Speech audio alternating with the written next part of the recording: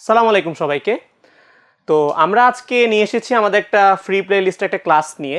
তো এটা হচ্ছে আমাদের এসএসসির রসায়নের একটা চ্যাপ্টারের উপরে, অধ্যায় 2 পদার্থের অবস্থা। এই চ্যাপ্টারের উপরে আমরা বেশ কয়েকটা ফ্রি প্লে লিস্টের ক্লাস নিব আর কি। তো তার মধ্যে যেই প্রথম ক্লাসটা এটা হচ্ছে আজকে, এবং কনসিকিউটিভলি আরও কিছু ক্লাসও থাকবে এখানে।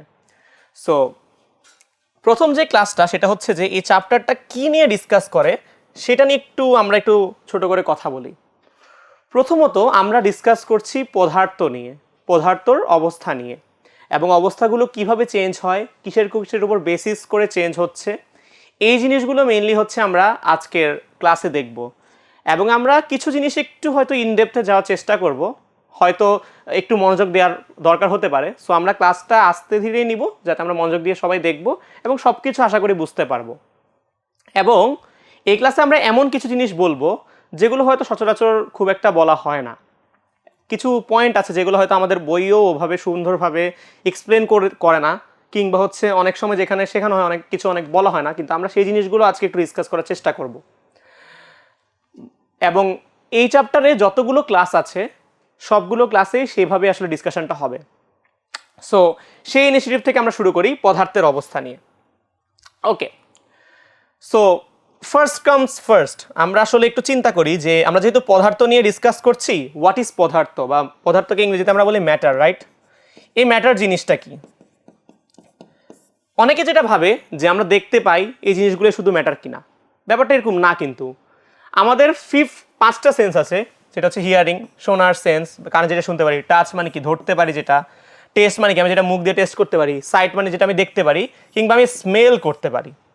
ঠিক আছে, এই কয়েকটা জিনিসের মধ্যে আমি যেগুলো পড়ে সেগুলোই কিন্তু আমার ম্যাটার। ঠিক আছে, নট নেসেসারিলি আমার দেখতে হবে। সো পদার্থ হচ্ছে এমন একটা জিনিস যেটা আমি দেখতে পারি, ছুঁয়ে দেখতে পারি, কিংবা টেস্ট করতে পারি, কিংবা আমি ফিল করতে পারি।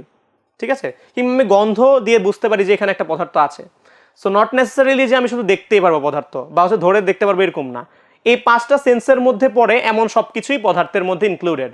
এবং পাশাপাশি এটাও মনে রাখতে হবে পদার্থের কি আছে, ভর আছে, এবং কি আছে, জায়গা আছে। জায়গা আছে মানে কি? এটা হচ্ছে একটা নির্দিষ্ট পরিমাণ জায়গা দখল করে। আমাদের যে বাতাসটা চিন্তা করি, দেখতে মনে হয় বাতাস আমি কিন্তু দেখতে পারি না, বাট বাতাস যে বাতাসগুলো থাকে সেগুলো আমি ফিল করতে পারি। আমার বডির কাছে এসে যখন বাতাস ফ্লো হয় তখন সেটা আমি ফিল করতে পারি, সেটা আমার বডিকে টাচ করছে। কিংবা আমি হচ্ছে যখন হচ্ছে কোনো দুর্গন্ধযুক্ত বাতাস থাকে সেটা আমি ফিল করতে পারি, কিংবা সুগন্ধিযুক্ত বাতাস বা যে কোনো ধরনের অডর বা স্মেল আছে যেটার মধ্যে, সেটা কিন্তু আমি ফিল করতে পারি, রাইট? সো এই পাঁচটা সেন্সের মধ্যে ফেলা যায় যাদেরকে, তাদেরকে আমি বলতেছি পদার্থ। এবং পাশাপাশি পদার্থের ম্যাস আছে এবং একটা নির্দিষ্ট পরিমাণ ভলিউম আছে, ভর আছে এবং জায়গা দখল করে। ঠিক আছে, সো এটা ছিল আমার পদার্থের বেসিক আলোচনা, এবং এই জিনিসটা নিয়েই আমরা হচ্ছে আগাবো সামনে। এখন আসি পদার্থ জিনিসটা, যে এই পদার্থের বিভিন্ন ধরনের ধর্ম আছে, রাইট? এই ধর্ম অনেক টাইপের উপর বেস করতে পারে। ধর্ম হচ্ছে আমি এটাকে ভৌত ধর্ম বলতে পারি, কিংবা রাসায়নিক ধর্ম বলতে পারি। এবং ভৌত ধর্মগুলো মানে কি? ভৌত ধর্ম মানে কি? যেগুলো হচ্ছে আসলে দেখার জন্য বা যেগুলো বোঝার জন্য আমার পদার্থের অভ্যন্তরীণ যে গঠনটা সেটার কোনো পরিবর্তন হয় না। যেমন আমি যদি বলি রং, কিংবা হচ্ছে যে ধরো লেটসে হচ্ছে গন্ধ, ঠিক আছে, এই জিনিসগুলো কিন্তু সবগুলোই পদার্থের ভৌত ধর্ম। ঠিক আছে, নট নেসেসারিলি যে এগুলা চেঞ্জ হওয়ার জন্য আমার হচ্ছে যে মানে পদার্থের অভ্যন্তরীণ কোনো গঠনের চেঞ্জ হইতে হবে। কিন্তু আমি যদি বলি যে পদার্থ আমি পোড়াচ্ছি, কোন একটা পদার্থ আমি পোড়াচ্ছি, ঠিক আছে, বা দহন করছি, পোড়াচ্ছি বা আমি হচ্ছে কি করছি, দহন করছি, বা আগুন দিয়ে আমি জ্বালাচ্ছি, সেক্ষেত্রে কিন্তু পদার্থের কি হতে হয়, আমার যে গঠনগুলো আছে সেই গঠনগুলো চেঞ্জ হতে হয়। যে পরমাণুগুলো আছে সেগুলো অন্যরকমভাবে পুনর্বিন্যস্ত হতে পারে।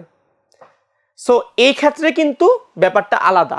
কিন্তু ভৌত যে পরিবর্তনগুলো, গন্ধ আসতে পারে আমি দেখতে পারি, কিংবা হচ্ছে যে অনেক ঘনত্ব, পদার্থের ঘনত্ব যেটা, এটার জন্য আসলে আমার পদার্থের ঘনত্ব বা ডেনসিটি আমি যাই বলি, এটার জন্য কিন্তু আসলে রাসায়নিক পরিবর্তন বা অভ্যন্তরীণ গঠনের কোনো পরিবর্তন হওয়া আমার দরকার হয় না।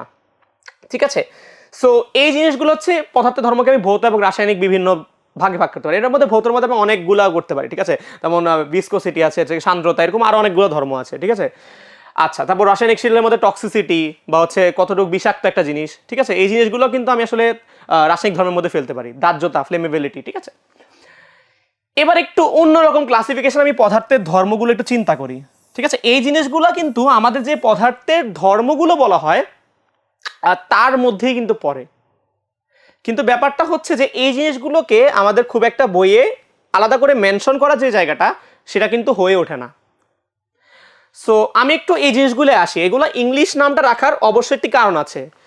কারণ দেখা যায় যে এগুলো যে বাংলা যে অর্থটা বা ট্রান্সলেশন করে যেটা আসে, সেটার নামটা আসলে খুবই অদ্ভুত ধরনের একটা ট্রান্সলেশন আছে, ঠিক আছে। এবং তার জন্য তার চেয়ে আসলে এই ইংলিশ নামটা আসলে খুব প্রচলিত এবং ইংলিশ নামটাই সচরাচর ব্যবহার হয় এবং বুঝতেও খুবই ইজিয়ার। সো এই জন্য ইংলিশ নামটা এখানে আমরা ব্যবহার করেছি। ইন্টেনসিভ প্রপার্টিজ বলতে আমি কাকে বুঝি? ইন্টেনসিভ প্রপার্টিজ হচ্ছে সেই সকল ধর্ম যেটা হচ্ছে পদার্থের পরিমাণের উপর নির্ভর করে না। পদার্থের সেই সকল ধর্ম যা পদার্থের পরিমাণের উপর নির্ভর করে না। Then what is extensive properties? Extensive properties হচ্ছে যে পদার্থের সেই সকল ধর্ম যা পদার্থের পরিমাণের উপর নির্ভর করছে, পরিমাণের উপর নির্ভর করে, ঠিক আছে। সো একটু চিন্তা করতে পারি কিনা আমরা যে জিনিসগুলো আসলে কি। আমি যদি ইন্টেনসিভ প্রপার্টিজের কথা বলি, প্রথম প্রপার্টিজ, আমি যদি একটা প্রপার্টি যেটা কথা আমি একটু আগে বলেছি, সেটা হচ্ছে ঘনত্ব বা ডেনসিটি। একটা পদার্থ নিলাম, ঠিক আছে, যেটা হচ্ছে ডেনসিটি মানে কি, আমি ফিজিক্সে অবশ্যই জানি যে density rho is equal to হচ্ছে m/v। এটা হচ্ছে এই সূত্রটা অনেকে যারা শিখে নেয় এখনো, তারা হচ্ছে আস্তে আস্তে শিখবে পরবর্তীতে। সো ডেনসিটি বলতে বোঝানো হয় একক আয়তনে কতটুকু ভর আছে। সো আমি 10 গ্রাম পদার্থ নিই, ঠিক আছে, কিংবা 1 গ্রাম পদার্থ নিই, তার একক আয়তনে, যেহেতু আমি ইউনিট আয়তনে বা একক আয়তনে বের করতেছি শতকরা হিসাবে, মানে একের মধ্যে বের করতেছি, শতকরা না আসলে একের মধ্যে বের করতেছি, তার মধ্যে কিন্তু সেটা আমি ভর যতটুকু নিই সেটা কিন্তু আমার কি থাকবে, চেঞ্জই থাকবে, রাইট। সো আমার পদার্থের পরিমাণের উপর কিন্তু এটা নির্ভর করছে না। আমি যদি অল্প একটু পদার্থ নিই তখন ঘনত্ব যা থাকবে, আমি যদি বেশি একটু পদার্থ নিই সেটাও কিন্তু আমার সেমই থাকবে। আচ্ছা, এবার আমি যদি একটু চিন্তা করি যে এক্সটেন্সিভ প্রপার্টিসটা কি। ধরো এই যে ভর, ভর জিনিসটা বা আয়তন জিনিসটা, আয়তন বা ভর এই জিনিসগুলা যেগুলা, সেই ব্যাপারগুলো একটু আসি। ধর আমি আয়তনের কথা বলি, আমি যদি 2 মিটার কিউব বলি কিংবা 4 মিটার কিউব বলি, এই দুইটার মধ্যে কিন্তু আসলে আমার কিসের মধ্যে পার্থক্য আছে? এই দুইটার মধ্যে কিন্তু আমার অ্যামাউন্টের পার্থক্য আছে। কথা বোঝা গেছে? তার মানে এইটার মধ্যে যে পরিমাণ অ্যামাউন্ট আছে এটার মধ্যে তার চেয়ে বেশি পরিমাণ অ্যামাউন্ট আছে অবশ্যই। কিংবা ভর যদি আমি বলি 2 গ্রাম ভর, ধরো 2 গ্রাম পানি আর 5 গ্রাম পানি, অবশ্যই কিন্তু পার্থক্য আছে। 5 গ্রাম পানি অবশ্যই বেশি, তার মানে পদার্থের পরিমাণের সাথে এই ধর্মগুলো ডিপেন্ডেন্ট। বাট ইন্টেন্সিভ প্রপার্টিস, ঘনত্ব কথা যদি বলি, এটা কিন্তু পদার্থের পরিমাণের উপর ডিপেন্ডেন্ট না। এরকম আরও অনেকগুলো প্রপার্টি আছে, যেমন হচ্ছে চাপ, চাপও কিন্তু আসলে একই জিনিস। তার মানে যে কোনো পদার্থের যেগুলো ধর্ম, যেগুলো হচ্ছে আসলে ব্যাপারটা কি হয়, যে একটা নির্দিষ্ট একক আয়তন বা একক কিছু, একক ভর, একক ক্ষেত্রফল, একক কিছুর উপর ডিপেন্ড করে হয়, সেগুলোর জন্য আসলে কিন্তু পদার্থের অ্যামাউন্টটা ইম্পর্টেন্ট না। ডেনসিটির ক্ষেত্রে ব্যাপারটাই তা, একক আয়তনের। চাপের ক্ষেত্রেও ব্যাপারটা তা, একক ক্ষেত্রফল। সো ব্যাপারগুলো কিন্তু তাই, এবং তাপমাত্রা ব্যাপারটাও কিন্তু তাই। আমি যদি আমি ধরো একটা সোডিয়াম ক্লোরাইডের টুকরো নিলাম, যেটার টেম্পারেচার ছিল ধরো 50 ডিগ্রি সেলসিয়াস সাপোজ। এখন ওই সোডিয়াম ক্লোরাইডের টুকরোটা আমি যদি 5 গ্রাম নিই, সেটা স্টিল 50 ডিগ্রি সেলসিয়াস থাকবে, কিংবা আমি যদি 1 গ্রামও নিই, সেটা তাপমাত্রা কিন্তু কমবে না, ঠিক আছে। সো এই জিনিসগুলো কিন্তু ইন্টেন্সিভ প্রপার্টিস। সো আমরা ইন্টেন্সিভ আর এক্সটেন্সিভ বুঝতে পারছি আশা করি। এক্সটেন্সিভ কি, পদার্থের পরিমাণের উপর ডিপেন্ড করে, আর ইন্টেন্সিভ হচ্ছে পদার্থের পরিমাণের উপর ডিপেন্ড করে না, independent of the amount of the elements. Okay, so আমরা তো পদার্থের কি বুঝলাম, পদার্থের ধর্ম কি রকম ধর্ম, ভৌত রাসায়নিক ধর্ম কেমন হতে পারে, কিংবা হচ্ছে ইন্টেন্সিভ বা এক্সটেন্সিভ ধর্ম কীরকম হতে পারে, আমরা সব কিছুই কিন্তু টুকটাক দেখছি। এগুলা আসলে ইন ডিটেলসে আরও অনেক কিছু আছে, বাট এগুলা আমাদের এই যে বর্তমান লেভেল যেটা হচ্ছে এসএসসির জন্য আসলে এই জিনিসগুলোই অনেক জায়গায় আসলে আমরা তেমন একটা দেখি না। সো ছোটোখাটো ধারণা থাকলে যেটা হয়, পরবর্তীতে এই পরিভাষাগুলো আমাদের নতুন করে উপলব্ধি করতে আরও অনেক ইজিয়ার হয় আর কি আমাদের জন্য।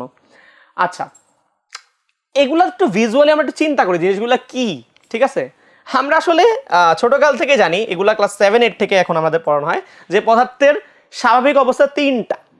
আমরা প্লাজমা নিয়ে এই ক্লাসে ডিসকাস করবো না, প্লাজমা নিয়ে আমরা আরেকটা ক্লাসে ডিসকাস করবো অবশ্যই। প্লাজমা একটা স্পেশাল সিনারিও, ঠিক আছে? গ্যাসের স্টেটের পর একটা স্পেশাল সিনারিও, আমরা সেটা নিয়ে অবশ্যই ডিসকাস করবো, but not in this class. আমরা এই ক্লাসে ডিসকাস করছি মেইনলি কঠিন তরল ও বায়বীয় বা কঠিন তরল ও গ্যাসীয়। এটা দেখলেই বুঝতে পারতেছে একটা বরফ খণ্ড, রাইট? সো এটা হচ্ছে কঠিন অবস্থায় আছে পদার্থের, ঠিক আছে? এটা আসলে দেখে বোঝা যাচ্ছে কতটুকু আমি জানি না, বাট এটা হচ্ছে একটা লিকুইড বিকারের মধ্যে পানি রাখা আছে, রাইট? ঠিক আছে, সো এটা হচ্ছে তরল।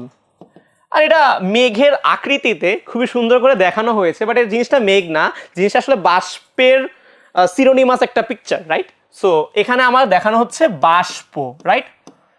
সো কঠিন তরল গ্যাসীয় তিনটা অবস্থা একটু ফিজিক্যালি আমরা একটু দেখি যে জিনিসগুলো কি। এই যে ভিতরে যে দেখতে পাচ্ছি এগুলো কিন্তু অ্যাটম, রাইট? আমি যদি পানি নিচ্ছি, আমি যদি 1 গ্রাম বা 2 গ্রাম 1 গ্লাস পানি নিই, এটার মধ্যে কিন্তু অসংখ্য পানির অণু আছে, ঠিক আছে? এই জিনিসটা, এই যে অণু পরমাণুর ব্যাপার, সংখ্যা, পরিমাণ, এই ব্যাপারটা কিন্তু আসলে আমাদের এই চ্যাপ্টারের পার্ট না। এটা আমরা সামনে পরবর্তীতে অধ্যায় 6 মোলের ধারণা এবং রাসায়নিক গণনা, স্টোইচিওমেট্রি চ্যাপ্টারটা, সেখানে আমরা দেখব। কিন্তু আমরা স্টিল এখানে যে জিনিসটা দেখছি সেটা হচ্ছে অবস্থাটা কীরকম, রাইট? ভিজুয়ালি দেখে আমি কিছু একটা বুঝতে পারতেছি কিনা এটা একটু বোঝার চেষ্টা করি। সো একটু দেখি, আমি যে কঠিনগুলো দেখতেছি, কঠিনগুলায় যে অণুগুলো আছে, অণু পরমাণুগুলো, এগুলো অনেক কাছাকাছি স্ট্যাকড অবস্থায় আছে, রাইট? মানে অনেক একটার খুব পাশে লাগানো অবস্থায়, তাদের মধ্যে দূরত্ব বলতে গেলে নাই একদমই, ঠিক আছে? এখানে অবস্থা যদি দেখি, এদের মধ্যে দূরত্ব একটু বেশি, রাইট? তার মানে তার চেয়ে একটু বেশি, মানে রিলেটিভলি বা আপেক্ষিকভাবে এটার চেয়ে একটু বেশি। গ্যাসীয় অবস্থায় কিন্তু ব্যাপারটা আর একটু বেশি, তাই না? সো ব্যাপারগুলো কি, আমার কঠিন অবস্থার চেয়ে তরল অবস্থায় আমার আকৃতি আর একটু বেশি, তার চেয়ে গ্যাসীয় অবস্থায় আকৃতি না, সরি, যে দূরত্বটা বা অণুগুলোর মধ্যে যে ডিস্টেন্সটা সেটা কিন্তু আরেকটু বেশি। সো ব্যাপারটা চিন্তা করো, দেখে কিন্তু কিছু বোঝা যায়। আসলে দূরত্বর সাথে কিন্তু আকর্ষণের সম্পর্ক আছে, রাইট?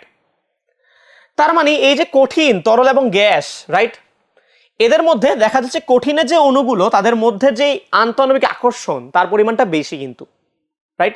একটার সাথে স্ট্যাকড অবস্থায় থাকে।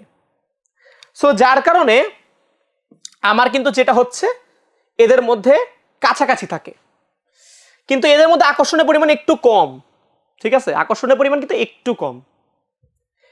আর গ্যাস আছে কিন্তু আকর্ষণের পরিমাণ একদমই কম, এই জন্য এরা একটা থেকে অনেক দূরে চলে যায়। কারণ if there is no force they will not stick together, right? মানে তারা একে অন্যের সাথে লেগে থাকবে না, তাদের মধ্যে দূরত্ব বাড়তে থাকবে। সো ব্যাপারটা কিন্তু তাই হচ্ছে এখানে। আমরা এখানে ভিজুয়ালি জাস্ট দেখতেছি, আমরা আরো ইন ডিটেলসে যাবো যে ব্যাপারটা কি আসলে। ওকে, আমরা একটু আসি, আমি একটু চেষ্টা করব যে আসলে আমরা একটু দেখতে পারি কিনা, একটু ভিজুয়ালাইজেশনে দেখতে পারি কিনা। আসো আমরা একটু ভিজুয়ালাইজেশন দেখতে পারি কিনা। ওকে, সো এখানে একটা সিমুলেশন আমরা দেখছি, রাইট? সো সিমুলেশনে আমাদের এখানে এটা ফেটের অনেক সুন্দর একটা simulation, university of Colorado boulder এগুলো ডেভেলপ করছে। সো বেশ ভালো একটা সাইট, এখানে ফিজিক্স, কেমিস্ট্রির এবং সায়েন্স ভিত্তিক অনেকগুলো সিমুলেশন আছে। সো আমরা একটু দেখি, আসো। সো এটা দেখে আপাতত কি মনে হচ্ছে, আমি আপাতত সলিড অবস্থায় দেখি, আমি সলিড রাখলাম এখানে আপাতত। দেখো এই যে পরমাণুগুলো, এই যে দেখা যাচ্ছে যে এগুলো কিন্তু আসলে অনেক কাছাকাছি আছে, রাইট? এবার আমি লিকুইডে গেলাম, দেখো একটু কিন্তু দূরে সরে গেছে, রাইট? এবার আমি গ্যাসে গেলাম, একদম দূরে সরে গেছে, তাই না? এখন আমরা একটা কাজ করি, আমরা এটার সাথে একটু খেলাধুলা করি, right? Let's play with this, it's like a game, right? So আমরা এটার সাথে একটু খেলি, কি হতে পারে দেখি। এখন আমি সলিড অবস্থায় গেলাম, এই অবস্থায় ছিল, আমি কি করলাম তাপমাত্রা একটু বাড়াই দিলাম।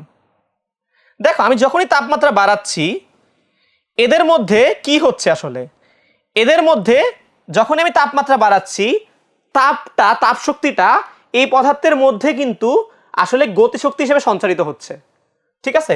যার কারণে কি হচ্ছে, তাপ শক্তিটা যেহেতু গতিশক্তি হিসেবে সঞ্চারিত হচ্ছে, যার কারণে এই পদার্থের অণুগুলোর ছোটাছুটি বেড়ে গেছে।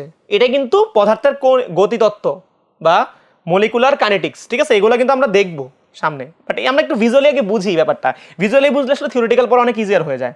এবার আমি কি করলাম, তাপমাত্রা একটু কমাই দিলাম, দেখি তাপমাত্রা কমালে কি হয়।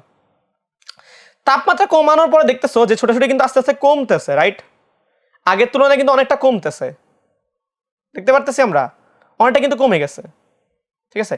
আবার তাপমাত্রা বাড়িয়ে দিলাম, অনেক আরো বেড়ে যাবে, অনেক অ্যাগ্রেসিভলি ছড়তেছে, কিন্তু তাপমাত্রা কমাই দিলাম অ্যাগ্রেসিভলি একটু কমতেছে, ঠিক আছে। সো তাপমাত্রা বাড়ানোর সাথে আমি যদি একদম তাপমাত্রা ধরো লেটসে একদম কমাই দিই, এটা আস্তে আস্তে কমবে, গ্র্যাজুয়ালি কমবে, লেটসে একদম কমাই দিই আমরা, দেখো একদম কিন্তু স্লো হয়ে গেছে, দেখছো পদার্থের ছোটাছুটি কিন্তু পরমাণুগুলো ছোটাছুটি স্লো হয়ে গেছে। আবার তাপমাত্রা বাড়িয়ে দিলাম, আবার ফাস্ট হয়ে গেছে, এই যে আবার ফাস্ট হয়ে গেছে। সো তাপমাত্রা আসলে বেসিক্যালি তাপ শক্তি সঞ্চালন করছে। সো তাপমাত্রা যখনই বাড়াবো, আমি যদি একটু গ্যাসের অবস্থা চিন্তা করি, গ্যাস আছে এমনি বেশি, আমি তাপমাত্রা আরো বাড়াই দিলাম, আরো crazy aggressively they will move, right. তাপমাত্রা কমাই দিলাম, অ্যাগ্রেসিভনেস একটু কমবে। সব অবস্থা, এটা সলিড থাকুক কিংবা লিকুইড থাকুক কিংবা গ্যাসাস থাকুক, তাপমাত্রা বাড়ালে পদার্থের অণুগুলো ছোটাছুটি বাড়বেই, it's a given, right. So এটা আমরা একটু বুঝতে পারছি। সো আমরা আবার একটু আমাদের স্লাইড একটু ফিরে যাই, আসো। সো আমরা এখানে এটাই দেখার চেষ্টা করছি যে আসলে ব্যাপারগুলো কি হয়, কঠিন তরল গ্যাসে তো বুঝলাম, বাট এখানে কি হচ্ছে আসলে, আমরা একটার একটার মধ্যে আন্তঃআণবিক দূরত্বের ব্যাপারটা বুঝতে পারছি এবং তাপমাত্রা দিলে গিয়ে সেটা বুঝতে পারছি, রাইট। এখন আসো এই যে কণার গতিতত্ত্ব এবং পদার্থের অবস্থা, যেটা অলরেডি তোমাদেরকে দেখানো হয়ে গেছে, রাইট, যে অন্তঃকোণ আকর্ষণ শক্তি এবং কণাগুলোর গতিশক্তি দিয়ে পদার্থের কঠিন তরল ও গ্যাসীয় অবস্থা ব্যাখ্যা করার তত্ত্বকে কণা গতিতত্ত্ব বলে। দ্যাট মিনস আমি যখন তাপমাত্রা দিচ্ছি সবগুলো কিন্তু ছোটাছুটি করে, বাট কঠিনের যে ছোটাছুটির অ্যামাউন্টটা সেটা কিন্তু তরলের চেয়ে কম, গ্যাসে কিন্তু আরো কম। তার মানে যেহেতু এদের মধ্যে আকর্ষণ কম এটার তুলনায় এবং তার চেয়ে এটা তুলনায় কম, তার কারণে আমি যখন একটা তাপমাত্রা দিচ্ছি তখন কিন্তু এটা বেশি ছোটাছুটি করতেছে, কথা বোঝা গেছে। সো বেশি ছোটাছুটি করার কারণে কি হচ্ছে, আমার কিন্তু গতিশক্তি লাভ করতেছে, গতিশক্তি লাভ করলে কি হবে, আমার কিন্তু ছোটাছুটির অ্যামাউন্টটা বেশি, ঠিক আছে। সো আমি ধরো এটাতে 10 ডিগ্রি সেলসিয়াস দিলাম, এটাতে 10 ডিগ্রি সেলসিয়াস দিলাম, এটাতে 10 ডিগ্রি সেলসিয়াস দিলাম, মানে from zero or from something like that. So কিন্তু তিনটার মধ্যে কিন্তু এটা ছোটাছুটি সবচেয়ে বেশি হবে, কারণ এটার মধ্যে আকর্ষণও সবচেয়ে কম। সো আমরা কিন্তু কণা গতিতত্ত্ব যে ব্যাপারটা সেটা কিন্তু আসলে ভিজুয়ালি বুঝতে পারছি, ভিজুয়ালি নিছি, সো জিনিসটা এখন আমাদের কাছে অনেক ইজিয়ার। ওকে, সো এইগুলো সেম জিনিসই, সলিড লিকুইড গ্যাসের মধ্যে অবস্থা। ওকে, সো এইগুলো কিন্তু আসলে ম্যাক্রোস্কোপিক ইমেজ, এই জিনিসগুলো কিন্তু আসলে আমাদের দেশে একটু কম হয়, বাট আমরা একটু সাইন্টিফিক জার্নাল জিনিসগুলো, যেগুলো জার্নালের ফিগারগুলো দেখলে আসলে জিনিসগুলো আমাদেরকে একটু মানে রিয়েল লাইফে ফিল করাটা অনেকটা ইজিয়ার হয়। মানে জিনিসটা আসলে সায়েন্স যে পড়তেছি, দ্যাট মিনস অবশ্যই রিসার্চ, এই জার্নাল পেপার এগুলো একটু একটু টুকটাক একটু দেখলে ভালো হয়, খারাপ না। সো ওইখান থেকে একটা নেয়া একটা রিসার্চ পেপার থেকে নেয়া ব্যাপারটা। সো দেখো যে এখানে হচ্ছে কঠিনের একটা অংশ দেয়া আছে, এটা হচ্ছে তরল, এটা হচ্ছে গ্যাসাস। সো এগুলোর মাইক্রোস্কোপিক ইমেজ দেওয়া গেছে, দেখবা যে এটা খুবই ডেন্স, এটা কিন্তু অনেকটা পার্থক্য আছে, আর এখানে কিন্তু আসলে অনেক বেশি, রাইট। সো ব্যাপারটা কিন্তু এরকম। ওকে, এবার আসি একটু এই জিনিসটা একটু আমি একটু বুঝার চেষ্টা করি, ঠিক আছে। সো আমি একটু পজ দিব কেন, আমি একটা জিনিসের কথা বলবো, যে জিনিসটা আসলে শুনতে কেমন লাগবে আমি জানি না, বাট আমরা বর্তমানে 70 থেকে 80% যারা এসএসসির পড়াশোনা করি কিংবা অনেকাংশে যারা হচ্ছে এইচএসসির পড়াশোনা করি, তারা একটা জিনিস ভেবে থাকি যে ব্যাপারটা বোধহয় এরকম যে প্রথমে কঠিন আছে, তারপরে তরলে যাবে, তারপরে গ্যাসাসে যাবে। ব্যাপারটা কিন্তু আমি একদম কনফিডেন্টলি জিনিসটা বলছি যে ব্যাপারটা কিন্তু মোটেও এমন না। আমরা যারা এমন শিখে আসছি সেটা কিন্তু সম্পূর্ণরূপে ভুল ছিল, মোটা দাগে ভুল ছিল। কঠিন থেকে তরল, তরল থেকে গ্যাস যাবে, এটার কোনো এক্স্যাক্ট কোনো সিরিয়াল নাই।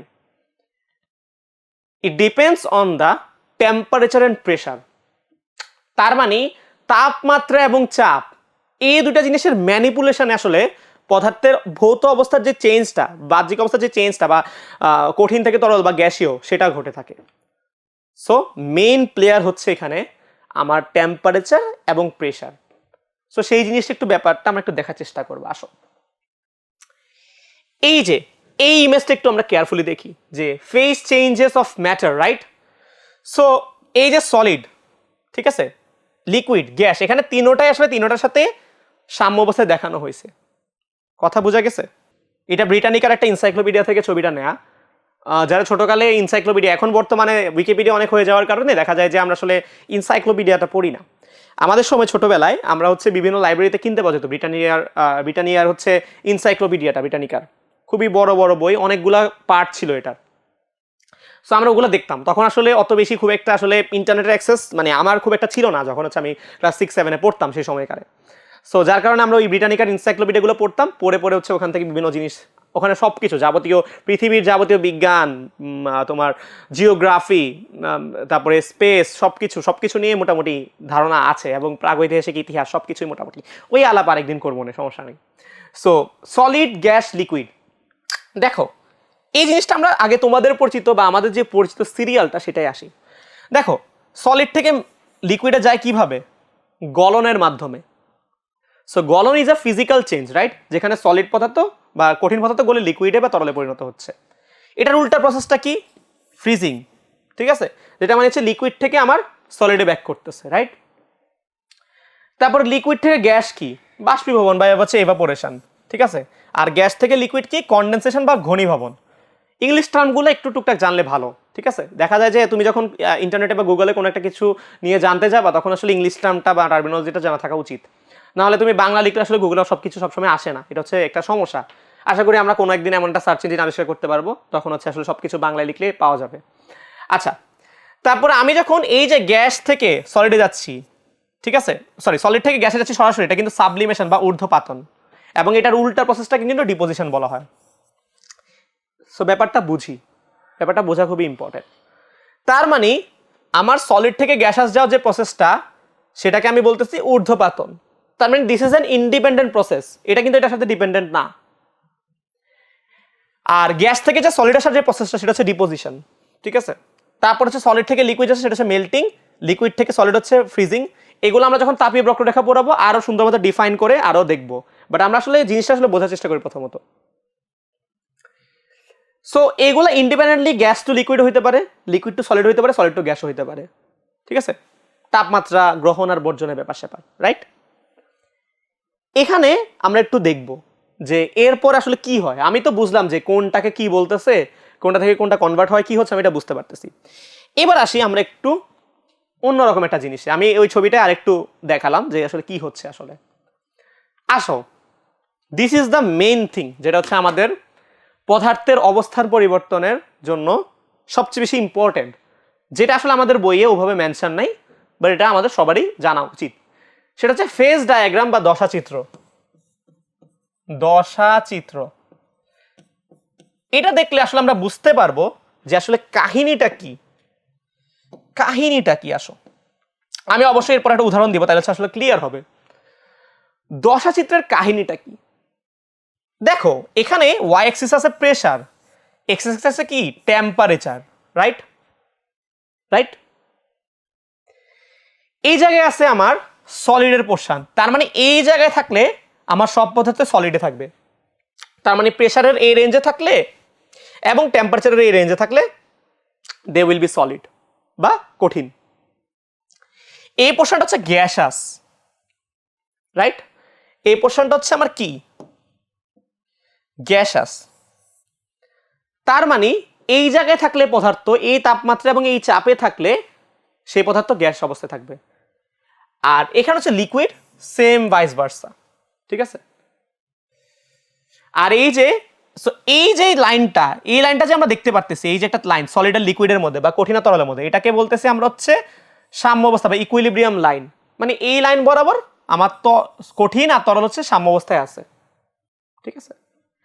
এই যে লাইনটা এটা হচ্ছে আমার লিকুইড আর গ্যাসের মধ্যে ইকুইলিব্রিয়াম লাইন, মানে এই লাইন বরাবর এরা সাম্য অবস্থায় আছে। আর এই যে লাইনটা এটা হচ্ছে সলিড আর গ্যাসের মধ্যে সাম্য অবস্থায়। তার মানে প্রত্যেক দুইটা দশা বা অবস্থার মধ্যেই কিন্তু আমার একটা ইকুইলিব্রিয়াম লাইন আছে। সো দ্যাট প্রুভস যে ইন্ডিপেন্ডেন্ট ওয়েতে এরা একটা থেকে ট্রান্সফার হতে পারে। এবং বাই এটা আগের স্লাইডে দেখছিলাম মেল্টিং আর ফ্রিজিং দেয়া আছে, ভ্যাপোরাইজেশন আর কনডেনসেশন দেয়া আছে, সাবলিমেশন আর ডিপোজিশন দেয়া আছে, এটা আমরা জানি, এটা প্রবলেম নাই। এখানে একটা পয়েন্ট আছে, ট্রিপল পয়েন্ট। এই ট্রিপল পয়েন্ট হচ্ছে এমন একটা পয়েন্ট যেখানে আমি পদার্থের তিনটা অবস্থায় সাম্য অবস্থায় আছে, ঠিক আছে? এটা এক এক পদার্থের জন্য এক এক রকম। আবার এই যে লাইনগুলো যে দেখতেছি, এই যে লাইনগুলো খাড়া, কোনো কোনো পদার্থের ক্ষেত্রে খাড়া হয়, কোনো কোনো পদার্থের ক্ষেত্রে আরো বাঁকা হয়, এগুলো কিন্তু কমপ্লেক্স থার্মোডাইনামিক্স বা তাপগতিবিদ্যার ক্যালকুলেশন থেকে করা হয়। এগুলো হচ্ছে নর্মালি যারা যারা হচ্ছে এই রিলেটেড ফিজিক্সে পড়ে বা হচ্ছে এই রিলেটেড ইঞ্জিনিয়ারিংয়ে পড়ে, সেক্ষেত্রে কিন্তু আমরা থার্মোডাইনামিক্যাল ক্যালকুলেশনগুলো দেখি, ঠিক আছে? ফেজ ডায়াগ্রাম নিয়ে আসলে বিশাল পড়াশোনার ব্যাপার আছে।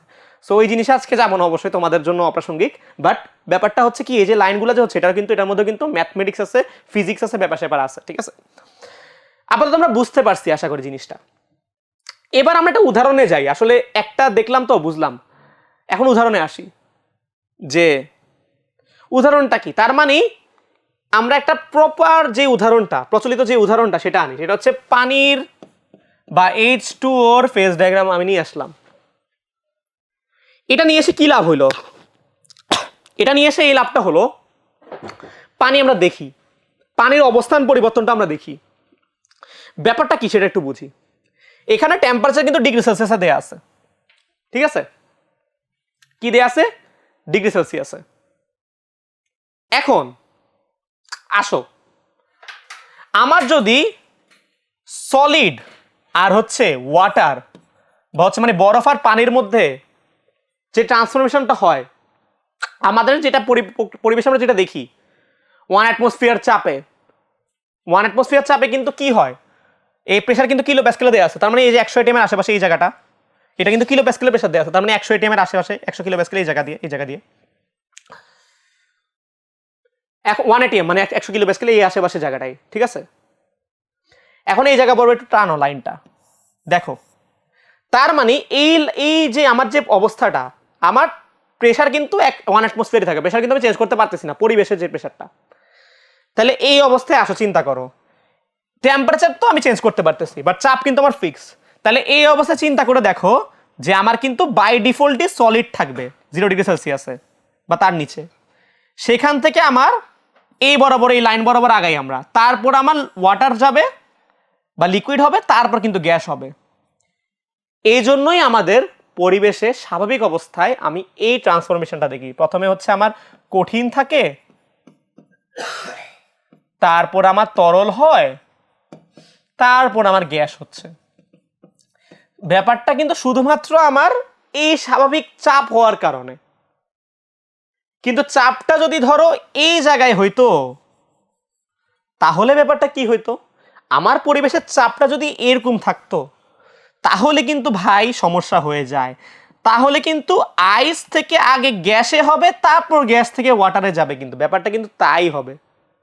খেয়াল বুঝতে পারছো ব্যাপারটা? এখানে কিন্তু গেমটা, সিরিয়ালটা নট কঠিন তরল টু গ্যাস। আমি কিন্তু বারবার বলছি, এই জিনিসটা আমাদের ভুল ধারণা। আমাদের স্বাভাবিক চাপে এই সিরিয়াল ফলো করতেছে পানির ক্ষেত্রে। আবার অনেক পদার্থ দেখো, ড্রাই কার্বন ডাইঅক্সাইড, সেটা কিন্তু ডিরেক্টলি আমার কি হয়ে যাচ্ছে, ঊর্ধ্বপাতিত হয়ে যাচ্ছে, রাইট?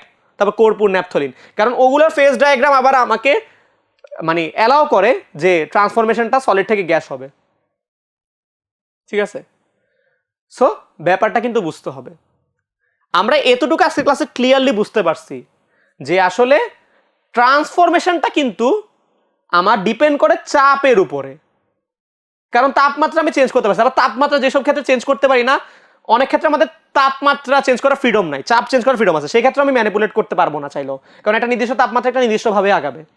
সো আমি যদি বলি এখানে মেইন প্লেয়ার হচ্ছে চাপ এবং তাপমাত্রা, এই দুইটা জিনিস যদি আমি ম্যানিপুলেট করতে পারি, আমার যে কোনো অবস্থা থেকে অন্য অবস্থায় যাওয়া পসিবল।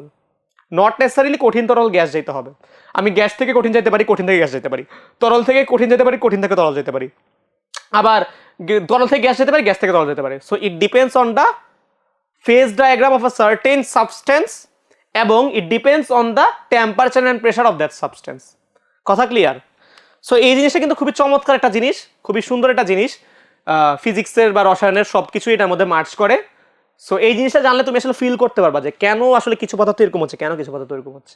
সো আমরা কঠিন, তরল এবং গ্যাসীয়র ব্যাপার স্যাপারগুলো অনেকভাবে দেখার চেষ্টা করছি, এদের ফিজিক্যাল অ্যাপিয়ারেন্স দেখার চেষ্টা করছি, এদের অবস্থার পরিবর্তনটা কোন কোন জিনিসের উপর ডিপেন্ড করে চেঞ্জ হয় সেগুলো দেখার চেষ্টা কিন্তু আমরা করছি। এবার তাহলে আমি একটু সামারি করি যে আসলে পরীক্ষায় অনেক সময় পার্থক্য আসে। সো একটু মাথায় থাকা ইম্পর্টেন্ট। আমি দেখে আসলে অনেক কিছু মনে করতে পারবো, বাট একটু এক জায়গায় থাকলে একটু ভালো হয়। আসো আমরা যদি একটু পয়েন্ট ধরে ধরে আগাই, যে অণুগুলো আন্তঃআণবিক দূরত্ব যদি কথা বলি বা ইন্টারমলিকুলার ডিস্টেন্স, আমি আন্তঃআণবিক দূরত্বর ক্ষেত্রে বলি, আন্তঃআণবিক দূরত্ব, ঠিক আছে, আন্তঃআণবিক দূরত্ব। আন্তঃআণবিক দূরত্ব কঠিনের ক্ষেত্রে একদম কম, কারণ হচ্ছে এদের আকর্ষণ বেশি। তরলের ক্ষেত্রে মাঝারি, আর গ্যাসীয় ক্ষেত্রে অনেক বেশি। সেম তাহলে আন্তঃআণবিক আকর্ষণ বা আন্তঃআণবিক শক্তি তার উল্টো হবে। আমি লিখলাম আন্তঃআণবিক শক্তি। এই জিনিসটা কিন্তু কঠিনের ক্ষেত্রে অনেক বেশি, রাইট? তরলের ক্ষেত্রে এটাও মাঝারি, সবই মাঝারি। আর গ্যাসের ক্ষেত্রে কি অনেক কম। আন্তঃআণবিক শক্তি কম বা আন্তঃআণবিক আকর্ষণ কম দেখে কি হয়ে যাচ্ছে, দূরত্বটা আমার কিন্তু বেশি হয়ে যাচ্ছে। এবার আসি, আমি একটু ভিজুয়ালি বুঝি। কঠিন পদার্থের কিন্তু নির্দিষ্ট শেপ আছে, যেটাই যে কঠিন পদার্থ দেখো আশেপাশে প্রত্যেকটারই নির্দিষ্ট কি আছে, আকৃতি আছে এবং আয়তন আছে, দুইটাই আছে, নির্দিষ্ট আকৃতি আয়তন আছে। তরলের ক্ষেত্রে কিন্তু ব্যাপারটা এরকম না। তরলে একটা সুবিধা আছে, তরলের যে লেয়ারগুলো আছে, যেহেতু আন্তঃআণবিক আকর্ষণ একটু কম, তরলের লেয়ারগুলো একটার পাশে স্লাইড করতে পারে। আমরা দেখার চেষ্টা করবো সামনের ক্লাসগুলোয় এগুলা ব্যাপারগুলো, মাইক্রোস্কোপিক ইমেজগুলো, যে একটা লেয়ার আরেকটার উপরে স্লাইড করার চেষ্টা করে। সো যেহেতু স্লাইড করে এই জন্য এর আসলে আকৃতিটা চেঞ্জ করতে পারে। আমি যে কন্টেনারে রাখছি সে অনুযায়ী আকৃতিটা চেঞ্জ করতে পারে, কিন্তু ভলিউম তার ফিক্স থাকে। 500 ml আমি যদি হচ্ছে একটা বাউলে রাখি কিংবা একটা বিকারে রাখি, ইট উইল বি 500 ml বা 500 মিলিলিটার। কিন্তু বাউলে রাখা আর বিকারে রাখা দুইটার মধ্যে কিন্তু আকার চেঞ্জ হয়ে যাবে। সো এদের আকৃতি ফিক্স না, বাট আয়তন ফিক্সড। আর আমাদের গ্যাস আছে যেহেতু আকর্ষণ অনেক কম, তার মানে স্লাইড পর্যন্ত এটা থাকে না, একদম চলে যায় দূরে। তার মানে এটা কোনো আকৃতিও নাই, আয়তনও নাই, কিছুই নাই, নির্দিষ্ট আকৃতি আয়তন কিছুই নাই। ঠিক আছে, ব্যাপারটাও কিন্তু বুঝতে হবে। আর এবার পরিচলন বা চলনটা কিভাবে হয়? কঠিনের ক্ষেত্রে কিন্তু আসলে ভাইব্রেশন হয় বা কম্পন হয়, পদার্থের কণাগুলো জাস্ট কম্পিত হয় বা কেঁপে মুভমেন্ট হয়। তরলের ক্ষেত্রে মুভমেন্ট হয়, হালকা মুভমেন্ট হয়, ঠিক আছে। আর গ্যাসের ক্ষেত্রে অনেক বেশি মুভমেন্ট হয়। কঠিনের ক্ষেত্রে কিন্তু কোনো মুভমেন্ট হয় না, যখন একটা কণা কাঁপে তার পাশেটাকে কম্পন করে, তার পাশেটা কাঁপন করে। কিন্তু তরলের ক্ষেত্রে মুভমেন্ট হালকা হয়, আর গ্যাসের ক্ষেত্রে অনেক বেশি মুভমেন্ট হয়। তরলও ফ্রি মুভিং, হালকা বলতে ফ্রি মুভিং, এটা ইচ্ছা মতো মুভ করতে পারে, কিন্তু গ্যাসের ক্ষেত্রে মুভমেন্টটা অনেক বেশি, মানে অনেক তাড়াতাড়ি অনেক কিছু চলে যেতে পারে। এবার আসি সংকোচনশীলতা, যে আমি চাপায় রাখতে পারবো কিনা। দেখো কঠিন মিয়াটা হচ্ছে নির্দিষ্ট ভলিউম আর আকৃতি আছে, তাই না? তার মানে কি এখানে ঝামেলা আছে, আকৃতি নির্দিষ্ট ভলিউম নির্দিষ্ট, তার মানে তার সবকিছু ফিক্সড। আমি চাইলে এটাকে কম্প্রেস করতে পারবো না, বা এটা সংকোচনশীলতা নেই বলতে গেলে, সংকোচনশীলতা নেই, সংকোচনশীলতা নেই। কিন্তু তরলের কিন্তু আছে, বাট সামান্য সামান্য আছে, কিন্তু আছে সামান্য। গ্যাসীয়র অনেক বেশি, এটা চাইলে আমি এতটুকু রাখতে পারবো, এতটুকু রাখতে পারবো, বিকজ এখানে লেয়ারগুলোর মধ্যে আকর্ষণ নাই, কোনো ফিক্সড ভলিউম আয়তন, আমি যা ইচ্ছা তা করতে পারবো। তাই এর সংকোচনশীলতা কি বেশি, বা এটা অনেক ইজিলি আমি কম্প্রেসড করতে পারি।